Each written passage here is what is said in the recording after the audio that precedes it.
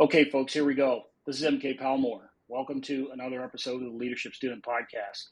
Today in the virtual studio, I have Wendy Whitmore, who's the Senior Vice President at Palo Alto Networks, leading Palo Alto Networks Unit 42, which is a very well-respected threat intelligence and consulting services team that Palo Alto Networks deploys throughout the enterprise space on cybersecurity matters. I've known Wendy as a colleague for a little bit of time here, and she's got a unique experience in the private sector. We also share a little bit that we'll get into in terms of our common law enforcement background, but I thought bringing Wendy into the studio would be exciting for our listeners. Wendy, welcome to the virtual stage. Thank you, MK. Excited to be here today. So, Wendy, why don't you start us off with giving a little bit of a background on your history? You've worked at some unique big brand companies over the years, but also had a start in law enforcement. So why don't you tell us a little bit about your background? Absolutely. So as you mentioned, my job today is leading the Unit 42 team at Palo Alto Networks. I'd like to refer to us as our Special Forces Unit of Palo Alto Networks in terms of being the eyes and ears on the ground. So that's everything from responding to investigations and incidents into breaches. On the proactive side, preparing our clients to effectively detect and respond to them. Threat intelligence, that includes our analysts and researchers who are looking at patterns across all of the work we do. And then our threat hunters who are on a 24/7 basis hunting into our clients' environments to identify new attack patterns. So I started after college, I joined the Air Force and I became a special agent with the Air Force Office of Special Investigations, which works very closely alongside your former employer within the FBI. I know before that you had a Marine Corps background, so a lot of commonality there. And I focused on computer crime investigations within the Air Force. And, we were kind of in the early days of figuring out how to piece together these intrusion sets. Everything we did was classified. And so we couldn't really talk a lot about it. My senior, supervisors had grown up in the world of understanding how intelligence works, but not understanding the cyber element to it. And in fact, cyber wasn't even a term or a career field at that time. I spent about 5 years in the Air Force doing that on active duty, transitioned out and stayed in the reserves for a few more years after that. But at that time, joined this really tiny company that no one had heard of, based out of Washington, D.C., and that company was Mandiant, which is now obviously part of Google. And I know you're pretty closely aligned over there. So, worked there for 6 years, started on the federal side where I was working primarily with government clients and helping them build out their security operations centers and their incident response programs. But then as breaches became just ubiquitous, I think our client base became almost, anyone and everyone. After 6 years at Mandiant, I had the opportunity to join CrowdStrike and to found their services team. And that was in the really early days there as well. We were, one person on a team. And so a lot of challenges there in terms of how do we recruit a team? How do we attract people to this mission for this company that no one's ever heard of? I spent 4 years at CrowdStrike. I'm sure we'll get into some of that journey today. It was a really, fantastic time, but definitely a lot of ups and downs. It was more of a roller coaster ride than a straight shot to success initially.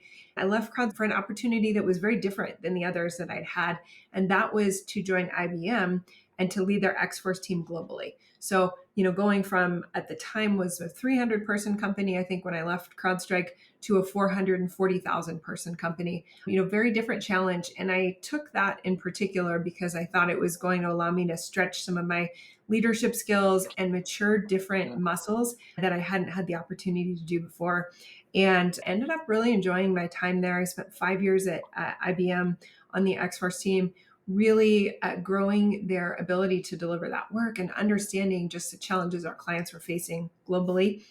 And then just over 3.5 years ago, I was reached out to by Nikesh, who is the CEO of Palo Alto Networks. He reached out and said that they were building a team that was going to be fusing the services business that they had just acquired with the threat intelligence practice and was looking for a leader who had some background in running a services team at a product company, which can be a little bit of a different ballgame.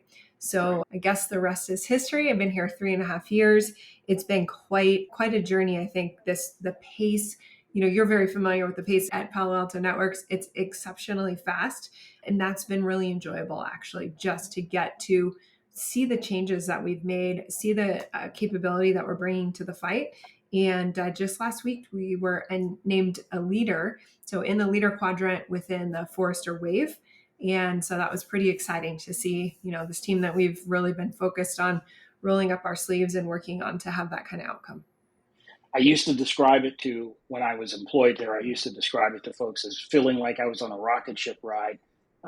It sounds like it's still in an upward trajectory, hasn't reached its zenith as of yet, but good to hear that things are going well there.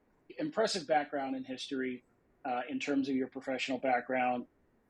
Talk to me about the intentionality about sort of double dipping or leaning into the cyber lanes. So Air Force OSI, I have to imagine at the time that you were an agent, that cyber, as you indicated, wasn't even really a big thing. How did you lean into it? How were you selected to sort of participate in those types of investigations? And what about the field, felt exciting to you?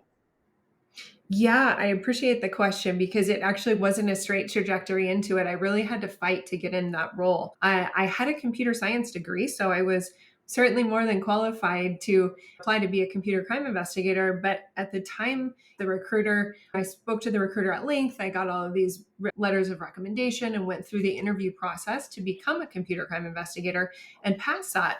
But when I got my assignment, and you're familiar with how that works in the military, you don't get a whole lot of choice, right? You're either lucky or maybe not quite so much, right, with what you get selected for. And so when I got that, it said I got selected to be a special agent, which was very exciting. But I noticed it didn't say computer crime investigator. And I thought, oh, that's weird. This must be some sort of mistake. So I called the recruiting office and spoke to the head recruiter there and explained, hey, I applied for this role, but I see that I wasn't selected for that. And the recruiter said, oh, yeah, well, I just figured that was a mistake that you had applied for that role. And I said, what do you mean by that? And he's like, well, only nerds apply for those roles. I don't think you actually want to do that kind of job. That doesn't seem to be a fit for you. And I said, I know I very much want to do that job. I've got a computer science degree. I'm qualified. I passed all the interviews and the tests. Really like to apply for that role. And I can't imagine you have an influx of too many people applying for these roles, knowing that, it was hard enough to get into OSI. And at the time, honestly, no one wanted to be a computer crime investigator, right? It was very limited. The really sexy work was the criminal investigations and the counterterrorism work we were doing. And, I got to the office. So thankfully, I passed that hurdle and got to the office and, was kind of like, hi, everyone, my name's Wendy. And, all these guys are like, you're a computer crime investigator? Yeah, we feel bad for you. We don't even know why you get issued a gun. Are you going to shoot a keyboard or something? But it wasn't the cool thing to do by any means at the time. And I really had to kind of fight those perceptions and then fight the educational battle of why is this important? What does it mean when you tell a boss that at that point in time, it was tens of gigabytes of data that were getting stolen out of defense contractor organizations and military networks? What's the significance of that to a person who'd never, lived in that space? Pretty different than it is today, to say the least. Yeah, I mean, did you view it as a direct line from what you had studied in school to what you thought you might want to do professionally? Or did you feel like you had some indication that, as I like to put it, our reliance on these systems would just be like this astronomical multiplier over time, and that these types of investigations and things would just become more important over time? A bit of both. Now, the computer science curriculum at universities at that time, again, this is more than a few years ago, right? So at that time, there wasn't computer security and cybersecurity classes. The closest thing I got to that, the real world of the work we were doing was a computer networking class. And I had one of those in the entirety of my curriculum, right? It was all coding. It was a lot of theoretical type of work. And so I couldn't necessarily draw that direct connection. But Right. to your latter question, I could look at it and say cell phones and laptops and mobile devices are only becoming more ubiquitous, right? People are using these on a daily basis. And the really cool part of my job, I think two parts too, because I circling back to your earlier question about how I was interested in it. During the interview process, I had talked to all of these different special agents about the work they did. And one thing that one of the computer crime investigators told me was every day I come to work, I feel like I'm dealing with a criminal that's smarter than me. They're challenging me intellectually. I'm learning, I'm expanding. My curiosity just continues to grow. He's like, that doesn't interest me as much in terms of really looking into the psyche of an investigation. And so I think that became a huge part of the work we did, was that I thought, man, as a computer crime investigator, I was testifying in all kinds of criminal cases because I was doing the forensic analysis of the devices that these criminals were using, but I was training assets on the counterterrorism side and participating very closely in counterintelligence investigations and fraud investigations for hundreds of millions of dollars of fraudulent activity to the government. And so to me, it was a no-brainer that this field was going to continue to grow. Now, certainly to the degree with which we've grown today, I didn't anticipate that. So if folks picked up on it when you were talking about your career trajectory, you've done some time at what was considered at the time probably some small startups, right? These companies have grown into these massive entities now, but Mandiant early days, CrowdStrike early days, small environments probably at the time. Palo Alto Networks, when I left Palo Alto, it was 10,000 plus. I'm not sure where you guys are in terms of the employee structure, but certainly your time at IBM, we're talking about hundreds of thousands of employees. Talk to me a little bit about the difference that you've seen in terms of your leadership skills, moving from maybe small environments to large scale environments, and maybe some of the challenges that you face in one environment or the other.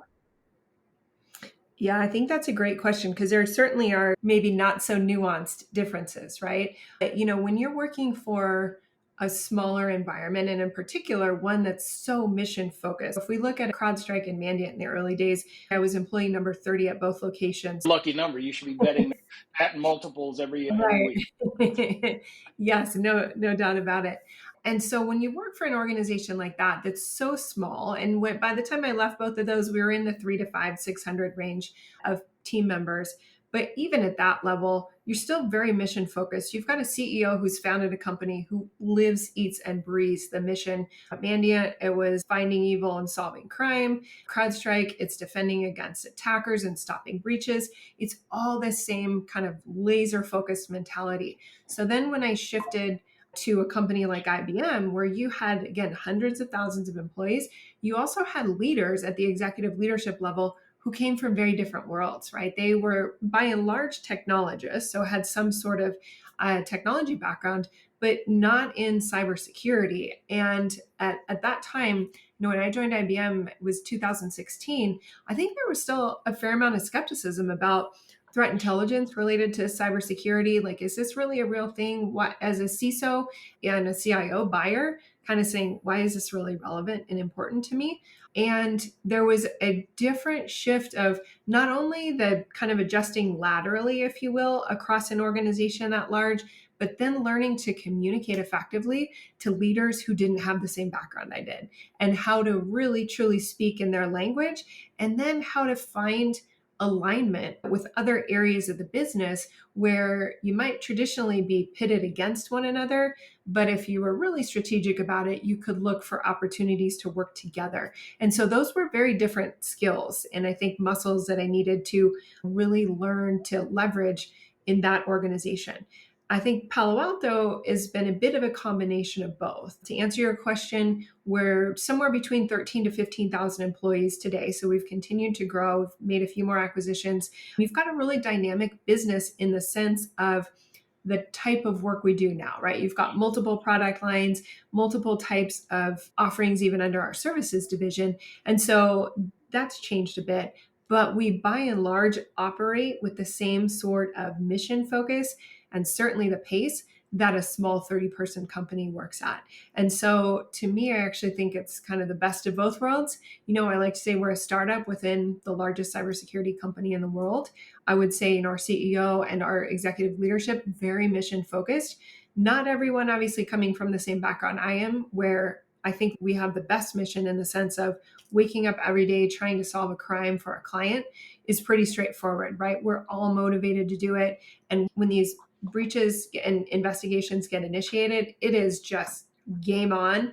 We are laser focused. So that's a really cool energy and capability that I think we bring to the larger mission, which is making the mission tangible for all of those engineers and developers, who might otherwise be sitting in a back room writing great code, but not really like living and breathing that mission that our clients are facing and understanding how they're using our technology.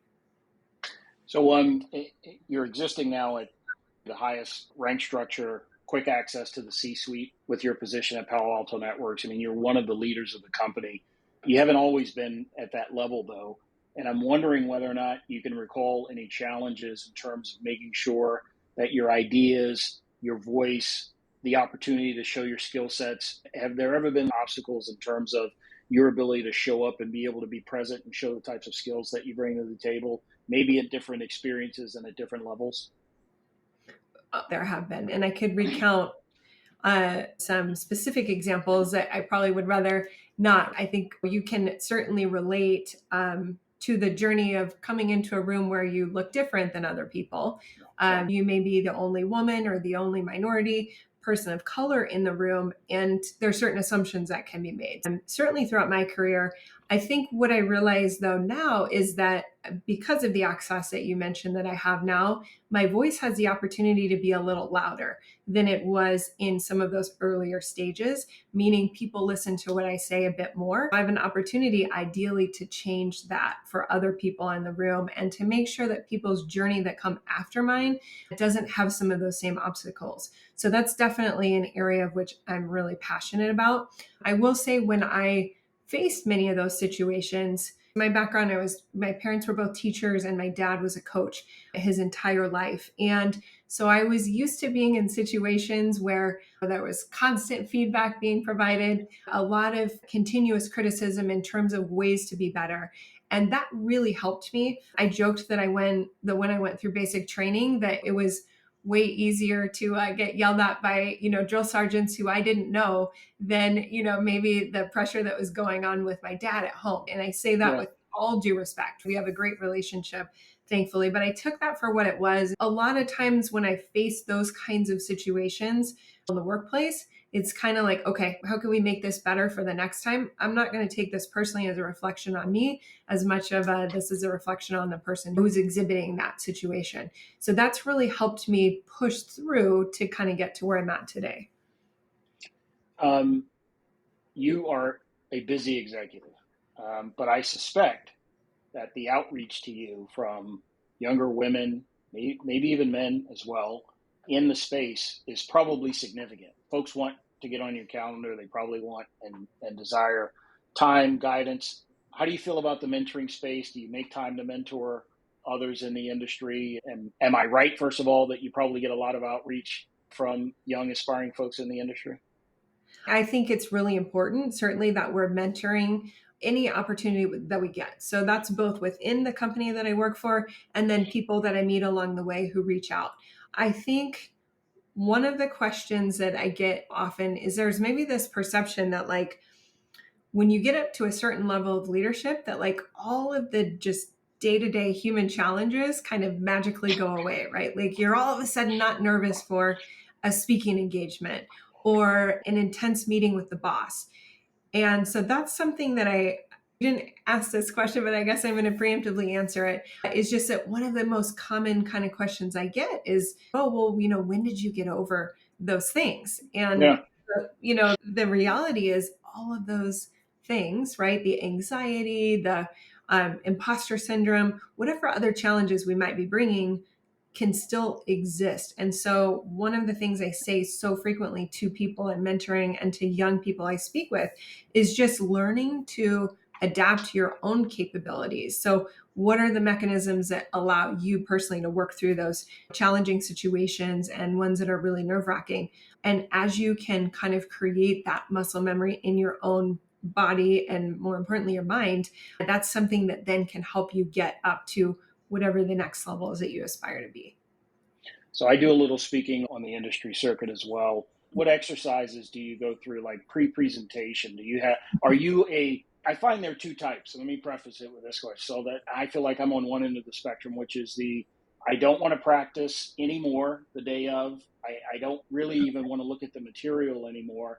I'm just going to, at the moment before going on stage, I'm taking a couple of deep breaths and I'm going to go and I feel like I'm going to knock it out of the park. The other end of the spectrum is folks I see who get really inward and I can see them sort of cycling through. Where are you on the spectrum?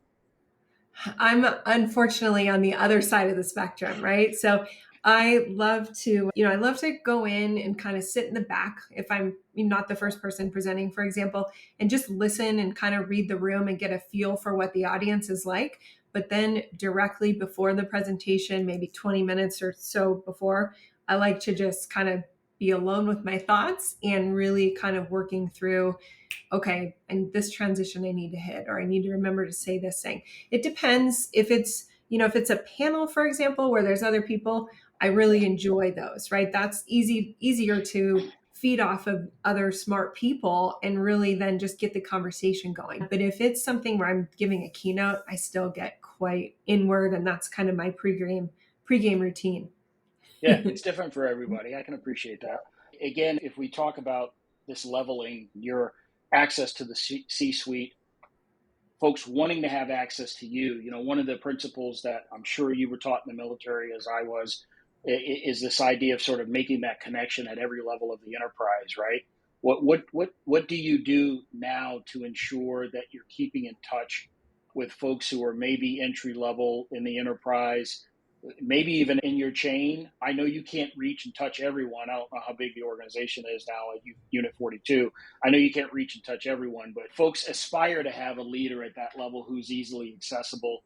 You have to kind of manage that. What kind of leader are you in that space in terms of accessibility, and what efforts do you make to sort of make sure that you're making contact with people that are doing the real work of the day to day? Yeah, I that's such a great skill set to have, right? In an area we all have to prioritize. And as the organization, as you say, gets bigger, it becomes more challenging to do so. So I try to pretty continuously identify people that either new to the organization, that maybe have a different point of view or background or perspective than some of the other team members, and just stay engaged with them as much as possible via one-on-ones. So I've got kind of a consistent rotating list, if you will, outside of my direct reports, where I'm doing one-on-ones and really just getting their, understanding of, hey, what's your perspective on this? This is what I see, but is that way off base? Also, as a leader, I think it's important to have people around you that are going to shoot you straight, because it doesn't always stay that way as you move up to the organization. Sometimes there are people who may be afraid to tell you what they think you don't want to hear, or maybe trying to protect other parts of the organization and have the best intent. But if you're, as a leader, not getting the real story on what's going on, then that becomes quite problematic. So for me, from a communications perspective, directly, it's one-on-ones, and then trying to foster that so that, hey, the more people I can talk to, the more the word will get around that, like, oh, hey, if you have a problem, you can talk to Wendy. I had a situation probably about 6 months ago where someone a few layers on my team below where I'm at in the org chart had reached out directly and Slacked me and said, hey, I hate to bother you, I have a situation, and it would be really helpful if we could talk through it. So I ended up having a few minutes and said, hey, can you talk right now? I got on the phone and they explained some challenges that were going on. At the end of the day, their ask was, is there a possibility for me to move into some other role where I can contribute, but it's not requiring me to be on the road as much as I am right now? Because they had some circumstances that they needed to work around. And so I said, yeah, you know what? I think we've got a solution here. Let me talk to a couple people and see what we can do. The thing that they said at the end was, yeah, you and I have never talked directly, but another team member that I was talking to, I was explaining to them this challenge, and they said, well, just reach out to Wendy directly. I'm sure she'll be able to help. And I thought, like, okay, man, that's awesome, in the sense that the message Absolutely. that I would have hoped to get out of, like, hey, she's a reasonable person that would probably be really more than willing to help come up with a solution. So I thought that's the kind of behavior we want to encourage. It's tough, though, to get to every level to make sure that people understand that. No, I applaud you for that. You're absolutely right. That's a huge indicator that someone would even recommend that, who maybe had a direct interaction with you and recommending to this other person to blindly reach out and discuss what to them is a serious situation, right? Every employee, they don't come to you with the easy stuff. They come to you Yeah. with problems, right? If they came to you with the easy stuff, then your calendar will be overflowing with stuff that they can handle themselves. But every problem that comes to you is probably a challenging one. I've been historically noted as sort of recognizing, certainly for myself, that I feel like I learn infinitely more from failures, whether it be, absolutely just falling on my face on something, or having a misstep somewhere. I take those lessons and I try my best to never repeat them. But I just feel like the learning impact of difficult situations is infinitely more powerful than the positive ones that we experience. Feel free to agnosticize the content, but anything stick out in your memory as maybe an experience that you've had from a leadership standpoint, a misstep maybe, or something that you just thought, wow, I really kind of missed that one, but I've grown from the experience? Well, I mean, I could give you probably 5 just in the last 24 hours, right? I'm sure that's not true, but Um, you get the gist of what I'm asking. no, and I think part of the trend, right, of people who have worked their way up is that they've probably failed a lot more than they've succeeded, right? In the sense of being able to learn from those failures and turn that into things you would do differently the next time. I think one of the most challenging the times of my entire career was undoubtedly in the early days of CrowdStrike. We were probably in the first year, and we were at a point where we'd recruited some great team members, was very excited about where we were going, but we just weren't hitting the numbers yet from a services perspective. And it was really important because at that time in the company's history, we weren't selling a ton of product yet, right? Product was still being built and developed. And so the company really relied on our team. And during that same time, I had a series of people who were resigning from my team. Just, not the right fit. We're not really sure the company's going to go anywhere. Just feeling like we don't have enough work to do. It's not the exciting investigations I came over to do. And no fault against anyone who left, right? I understood why each of them were doing that. But, as a leader, you wake up and you're just getting kind of pummeled and like, my God, what ball is going to drop today? This is really tough. And at the time, I was personally renovating a home that had gone 3 times over budget from the renovation. I was like, my God, am I going to, at some point lose my job and not have a home? And, all of what I did was say, you know what? I'm going to go to work every day. I'm going to control what I can, and I'm going to deliver the best services and best performance that I possibly can. And I'm going to help out my teammates as much as we can. And we got down to about 10 people at that point, where it was like still a very small team.